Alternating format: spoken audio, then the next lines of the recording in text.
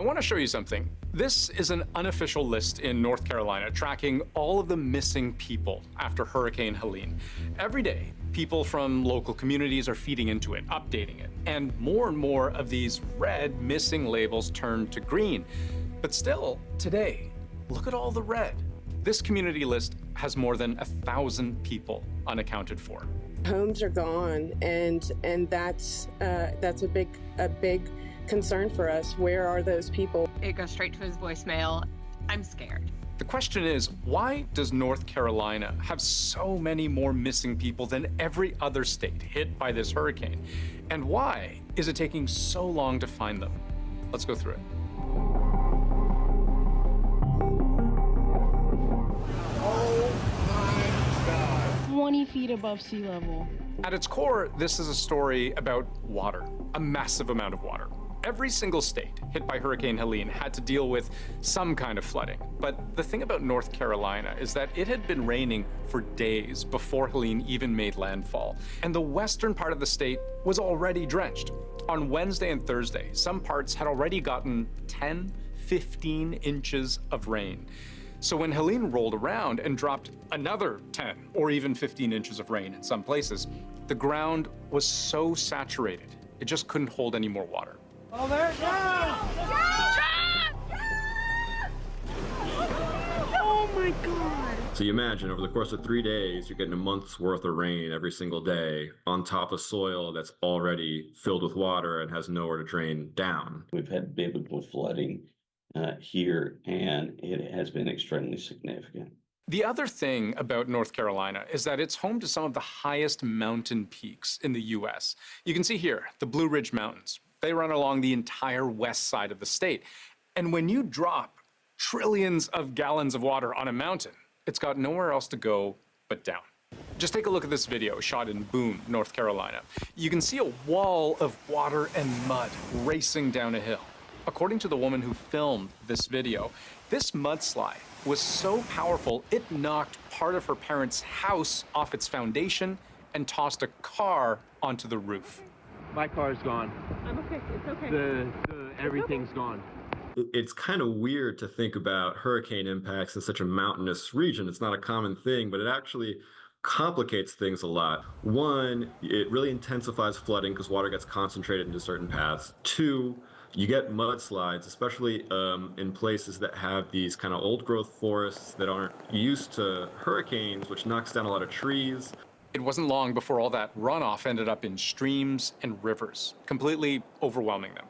I mean, just from the Shenandoah River right here, that tiny little river just turned into this massive, disaster. It's horrible. This is the water line. High above my head, I'm 5'5" for context. In less than a day, the Shenandoah River, which runs through Asheville, rose 19 feet. It was a similar story in Boone, where that mudslide happened. The Watauga River rose about 20 feet. Pretty much every river in West North Carolina overflowed, taking cars, trucks, sometimes entire buildings with it. Derek Hennessy is describing what used to be his deli. On Friday, he watched from one of its rooms as his deli sank into the river, along with most of Chimney Rock Village. There were warnings. It was in the forecast that Helene was going to cause flooding in this area. But, one way or the other, I don't think people were expecting the level of flooding that they got. It's hard to imagine how you would have expected it because it's not something at that level that people have seen, I think, in their lifetimes. And because this all happened so fast, some people became trapped in buildings, homes, cars. I realized we were stuck at the house. And in trying to save things and everything, the water rose so fast and got so strong that I just had to grab a post and hold on. And when it got up to about this close to the ceiling, I got worried that I was going to run out of air. Okay, just go.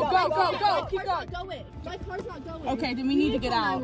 We're like, oh no, we need to get this door open. That woman told NBC that she and 3 roommates were driving down a local highway when the water started rising around them, which is scary enough. But then a tree fell on their car and they couldn't move.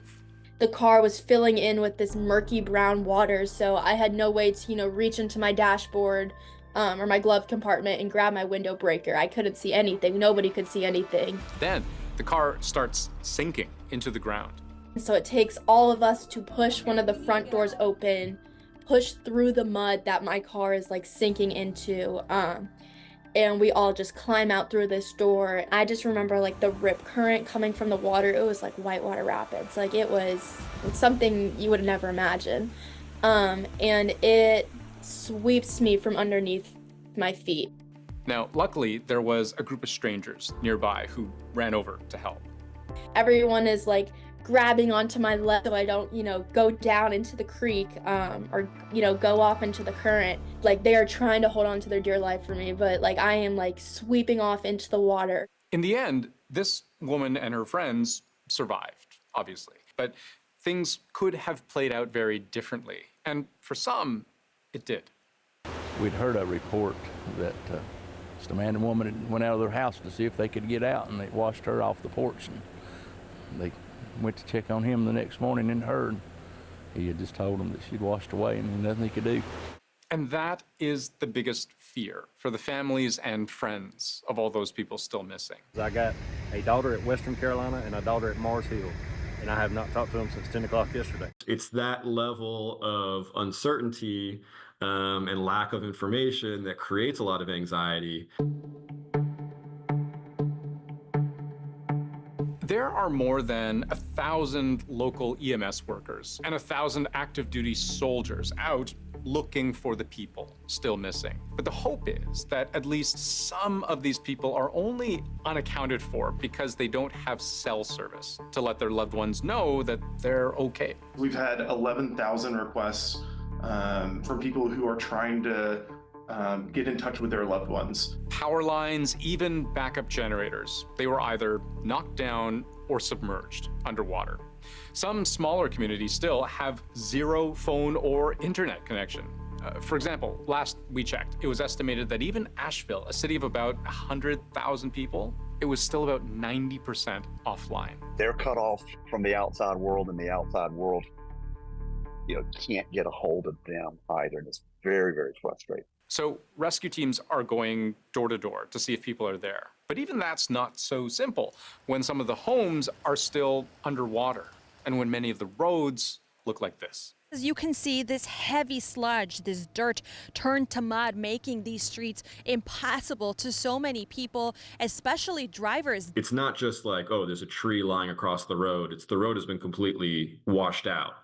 Because the hillside just came down and tore it out. In a mountain town, there might only be one road in or out. And if that's blocked or washed out, then there's really no way to access it. If you don't have a reason to be in North Carolina, do not travel on the roads of Western North Carolina. We do not want you here if you don't live here and you're not helping with the storm. Critical bridges were wiped out too, leaving people no other option but to just kind of walk across sketchy wood planks like this to get across. My mother lives in a nursing home. We tried to get there today and you just can't. In some of the more mountainous regions, even search and rescue teams have abandoned their vehicles. We've got horses coming up to get to places we can't access by vehicle. Yeah, they're using horses and mules to get to some of these areas. The topography is already working against us with the steep terrain, and you add on the mud, the rain, the water, it's a mess. They'll just go knock on every single door or look in every single car and mark things, spray paint, orange spray paint, an X on the door or something like that to show, okay, we've looked through here to see if anybody is trapped in here or, possibly dead in here. That kind of systematic effort requires you to get a lot of people into an area all at once. So even a single hurricane acting in a single part of the country does not hit all states equally. In some parts, they're in their cleanup phase. Some are even starting to think about rebuilding. But in North Carolina, ask their governor, he'll tell you the only priority in that state right now is to find its people.